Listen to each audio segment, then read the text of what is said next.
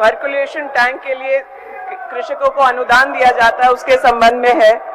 जवाब आया अध्यक्ष महोदय, सवाल कुछ था, उसके जवाब में ये जोड़ दिया गया है कि डीप बोरिंग की भी मांग की जा रही है, जबकि सच्चाई ये है अध्यक्ष महोदय कि पर्कुलेशन टैंक के लिए कृषक को अपनी जमीन देनी पड़ती है और छोटे किसानों के लिए अपना उतना जमीन पर्कुलेशन टैंक को देना संभव नहीं हो पाता। तो जितना लाभ इस योजना से कृषक को मिलना चाहिए वो नहीं मिल रहा है।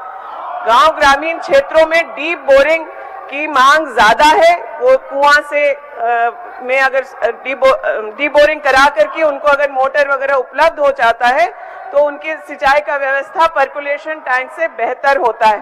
तो अध्यक्ष महोदय, मेरा यही पूरक है कि डीप बोरिंग की संख्या को क्या कृषि विभाग किसानों के हित में बढ़ाने के बारे में कुछ सोच रही है? बोलिए। अध्यक्ष महोदय,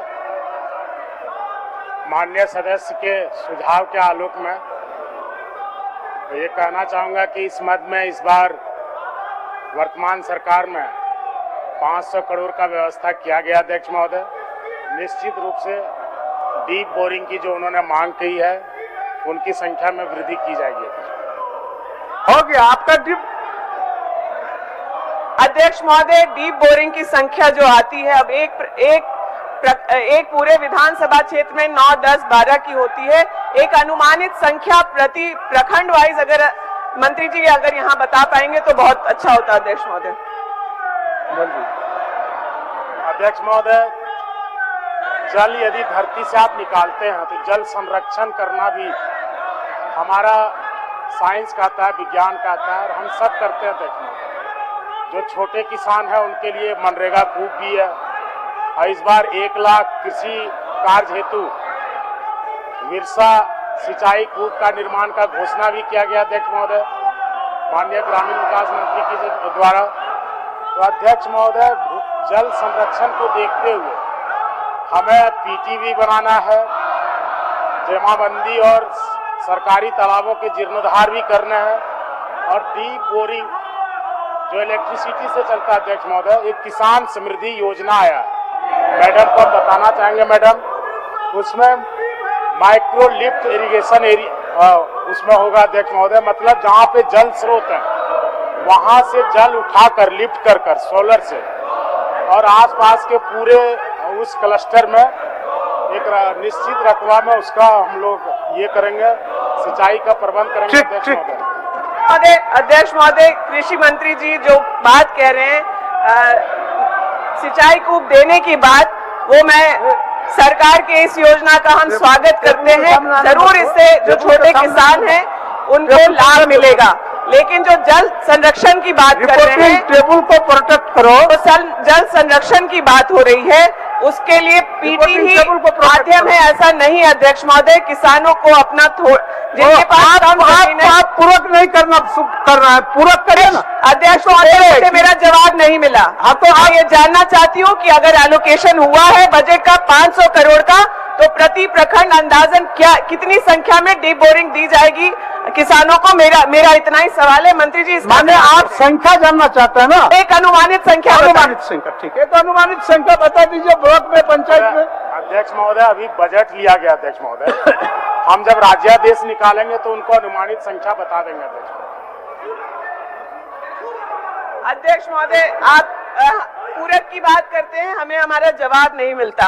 अगर बजट का एलोकेशन हुआ है, सुखाड़ की परिस्थिति है राज्य में, अगर ये डीप बोरिंग की कितनी संख्या मांग के अनुरूप भी अगर एक कोई प्री प्लान बनना चाहिए बजट रखने के इस पर। एक बहुत ही सिंपल सवाल, जो लोग आप कह रहे हैं कि डीप बोरिंग की भी मांग की जाती रही है, वो जो मांग है उसके अनुरूप अगर नहीं अभी तक जाना गया तो ये योजना का लाभ किसान कब तक ले पाएंगे? फिर बजट का पैसा रखा रह जाएगा और उसका इस्तेमाल नहीं होगा कृषकों के हित में। अध्यक्ष महोदय, जल संचयन के यदि कुशल प्रबंधन की बात कहें अध्यक्ष महोदय, तो यह सुझाव दिए जाते हैं कि डीप बोरिंग को जितना ज्यादा हो अवॉइड किया जाए। अध्यक्ष महोदय, क्योंकि उससे एक तो जल स्तर नीचे जा रहा है अध्यक्ष महोदय, और डीप बोरिंग से जल स्तर और नीचे जाने का खतरा होता है। लेकिन फिर भी जहां मांग होती है, किसान मांग करते हैं अध्यक्ष महोदय, हम देते हैं।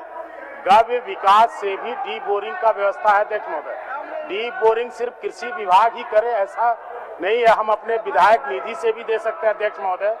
हम DMFT फंड से भी डीप बोरिंग का व्यवस्था करा सकते हैं अध्यक्ष महोदय। अन्य भी फाइनेंशियल व्यवस्थाएं हैं अध्यक्ष महोदय, जहां से माननीय सदस्य यदि ज्यादा डीप बोरिंग चाहे तो उसके लिए भी सरकार ने वित्तीय व्यवस्था की है अध्यक्ष महोदय। हमारी सरकार ने, माननीय सदस्य का सुझाव आया है कि हम करें, जो बजटीय उपबंध अध्यक्ष महोदय उसके आलोक में हम इनके सुझाव को मान लिया। राज्यादेश जब निकलेगा तो उसकी कॉपी इन्हें दे दी जाएगी कि इनको कितना हमने आवंटित किया अध्यक्ष महोदय।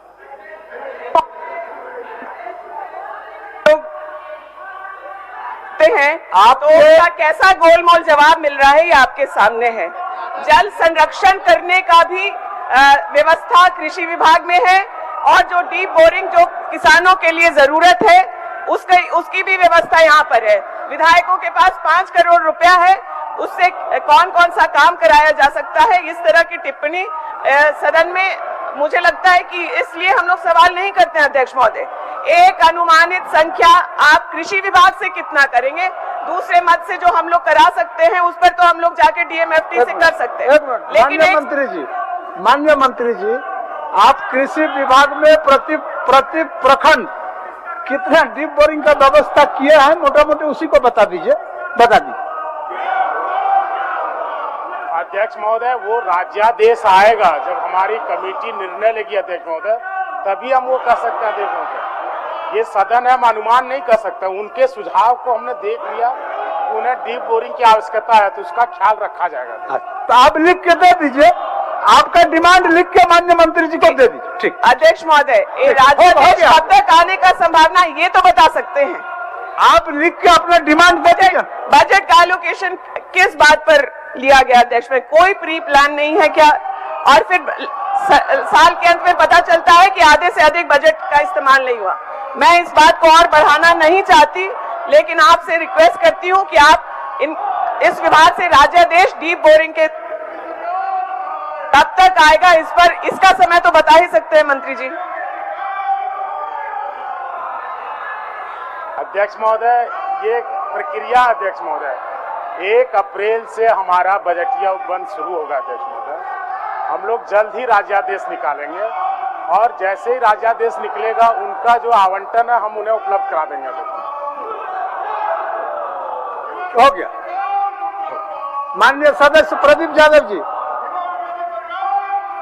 माननीय सदस्य प्रदीप यादव जी। अध्यक्ष महोदय,